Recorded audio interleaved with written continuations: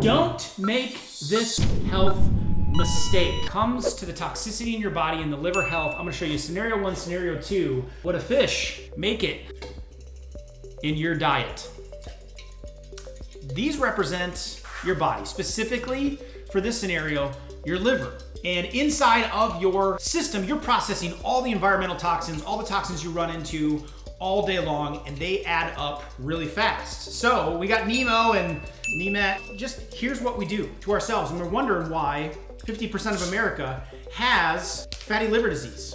And this is creating a big problem for having people have the system back up, triglycerides go high, blood sugars go high, and why this is actually taking a lot of people out and was the number one cause of transfers and organ transplants and failure during COVID. Because not only is alcohol creating this, but so many of the foods and things we're doing to our body. So, you start to look at Coca-Cola and soda. If you're a soda lover, fructose, 2 to 4x is your risk of a fatty liver disease. And so it bombards the toxicity, hits that liver, and what the body begins to do is it has to deal with all the sugar that is in this one container, 65 grams. That's over the daily amount that you're supposed to be putting in your system. So now the body's got to figure out, okay, I have all this excess energy, where the heck do I put it? And it starts to connect it to a fat molecule, turns it into a triglyceride, and stores it as fat. The first storage place, your liver. And then you go to the vending machine and you have a little bit of a snack, and the Cheetos, I'm not gonna touch them because my fingers will turn all yellow. You start pouring those in, and these are loaded with, Nemo's having a hard problem swimming now. Now these are loaded with bad oils, and these oils, corn, canola, and sunflower, let alone the grains, which are gonna add more to the fattiness of your liver, these start piling up. Now those bad oils are arguably worse than the sugars because they congest your cells and they congest your liver as the body doesn't know how to deal with them as they're now rancid and synthetic. Treats like these that make noise when you open it or come through a window are not that good for you. And those start to pile up. And then we go for snacks, or we give these to the kids, or maybe you're at a movie and we start to colorful foods. Like I used to eat these as a kid. Wow, our water is looking really disgusting right now. And we wonder why our livers have problems. This little bag of diabetes, 24 grams per serving. There's 4.5 servings in this. Quick math on that, we're over 100 grams of sugar, and you're not gonna stop at just a couple, are you? Now, the problem with these is these types of foods are loaded with known, as if we need any more color, known concentration issue, known attention deficit disorder causers for our kids and our adults.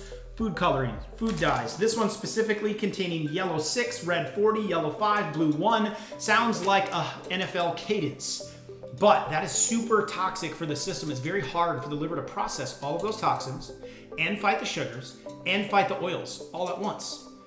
That is a typical American diet and a typical American liver. Now on top of this, we start aching because we're full of so much inflammation when we put congested oils and so many sugars inside of our body. So what starts to happen is that then we go the traditional sick care route and we throw in prescription medications. We throw in prescription pain relievers, cholesterol medications, statins, blood pressure drugs, blood sugar drugs, and lots of NSAIDs. And so we put in ibuprofen, aspirin, Motrin to fight the inflammation that is being formed from the toxic swamp. Does this make sense to anyone else that that is our remedy for this fish survival? That is our remedy for the health of this liver. So you may be here today where you know you've already messed this up. You take over-the-counter pain relievers. You've taken antibiotics. You've eaten Sour Patch Kids. You've eaten dyes. You've drank soda. You've drank alcohol. You've overeaten sugar, right? And you want to move to more of a cleaner tank.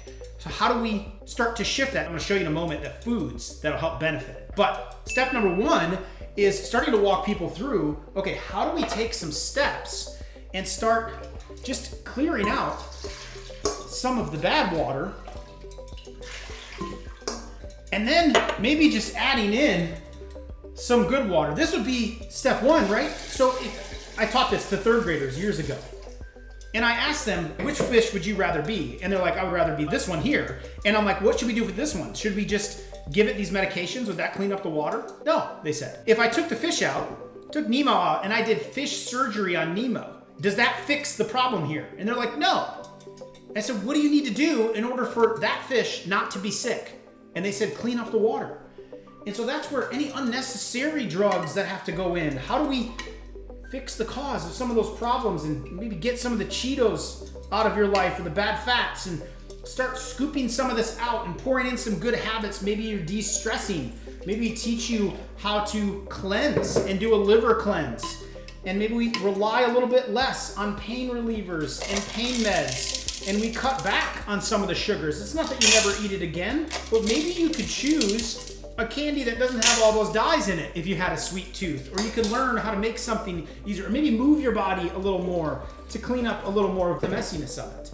And if we can start to drain all these things, your liver can heal. Studies show around 90 days, the cells in your liver start to roll over. Now, this is not in every scenario. Cirrhosis starts to settle in. That's the fattiness and the scar tissue that forms in the liver, but it's incredibly regenerative. In fact, studies show that just in 14 days of making 2 simple changes, you can begin to go from this to this. And then your job is to make sure you never go back. And that is from eliminating a lot of these sources of the fructose and go very low carbohydrate.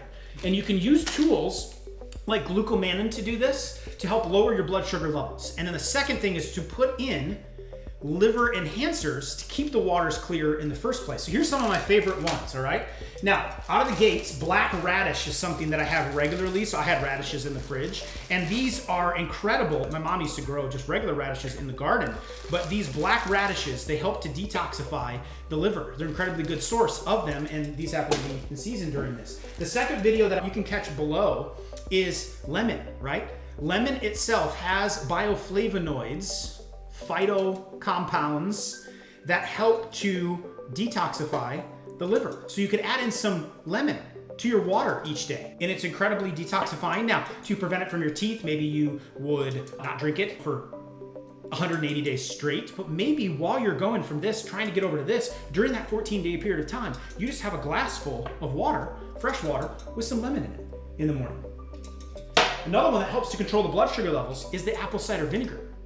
So it's just a capful or a tablespoon or 2 a day, or you can use my powdered form, and you want to add a little potassium and you want to add a little probiotics to it.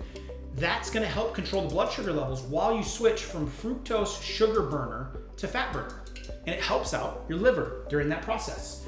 And then you'll want to avoid very toxic meats. Now, why this is so important is that if you're putting in a McDonald's burger, not only are you getting a bunch of carbohydrates, but you're getting a lot of bad oils, and you're taking in a lot of antibiotics and hormones. Now, with the hormone training that I've previously done, we know that estrogen and excess hormones build up in the liver. So it's very important when we're buying our meat products specifically that we find chickens and beef and fish, that we would find those without hormones added, without synthetic hormones added, without antibiotics added. And so we have good, healthy, clean forms of meat that don't muddy up the system.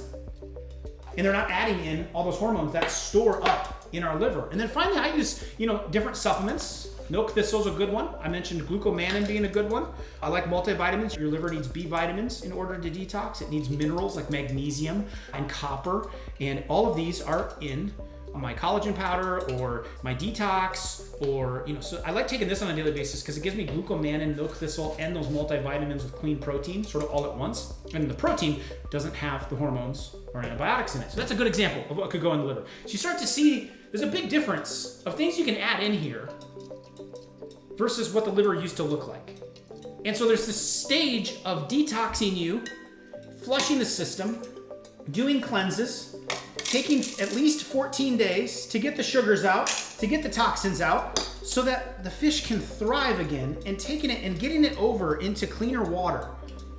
And you can still add in foods, and you can still have a little bit of toxicity, but it's way less over here. And then we can focus on a lifestyle that keeps you this way. And there's some incredible foods like radishes, like lemons, like apple cider vinegar, like meat without hormones in it, and milk thistle and glucomannan and clean proteins that can help your liver thrive. Which liver would you rather have?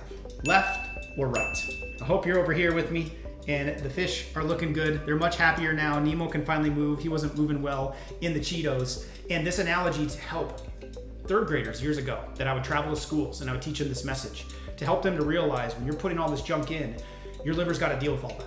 You can lighten that load and you can repair your liver.